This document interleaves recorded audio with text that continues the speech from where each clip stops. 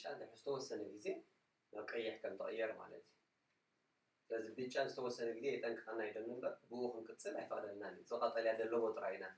ንሕና ክንሰግር ንኽእል ስለዚ ከምዚ ንሪኦ ዘለና ሕጂ እታ ናይ ብጫ ወዲኣላ ካብዚ ንኒኦ እንታይ ሂብና ኣሎ እዚ ቀይሕ ሂብና ኣሎ ናይ ብጫ ዝነበረ እዚ ካብዚ ንኒኦ ፈፂምካ ክትከይድ ኣይትኽእልን ኢኻ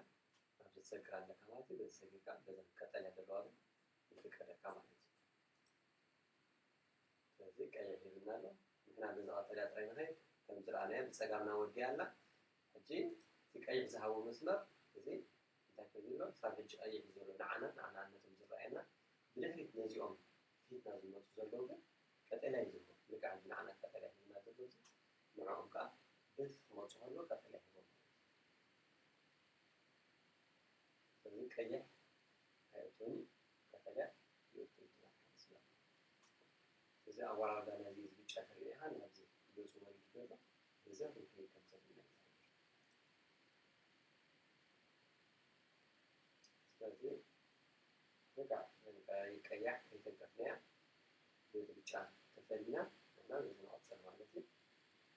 ቱነል ኢና ንኣቱ ዘለና ስለዛ ቱነል ተሪኢኹማ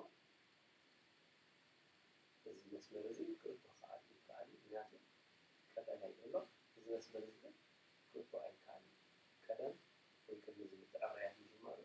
እዚ መስመር ተኣትወሉ በዛ ኣንፃር ከዓ ነይሩ ዝወፀሉ ሕጂ ግን እንታይ ገይሮም ማለት እዩ እዚኣ መስመር እዚኣ ኣብ ክልተ መቂሎም እዚኣ ኣትዋ እዚኣ ግን ክልተ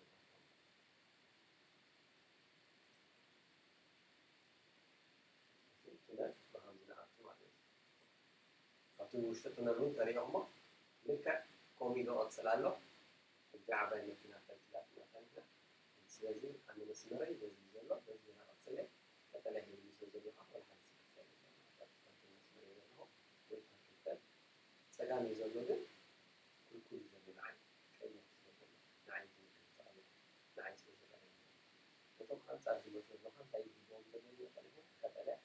ወይ ከዓ ዝናበል እዚኣ ወይ ከዓ ኣንፃር ተራእዩና ወይ ካልእ መስመር ካልእ ምልክት ቀጠልያ ንዕኦም ምልክቶ እዚኣ ንከይሓልፉካ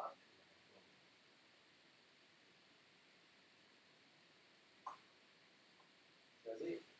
መስመራት ዋላ ትፈልጥታት ብዙሕ ዋላ እንተኾነ ኩሉ ግዜ ብቀይሕ ቀጠልያን ጥራይ ተኸቲልና በቲ ቀጠልያ ክንከይድ ኣለና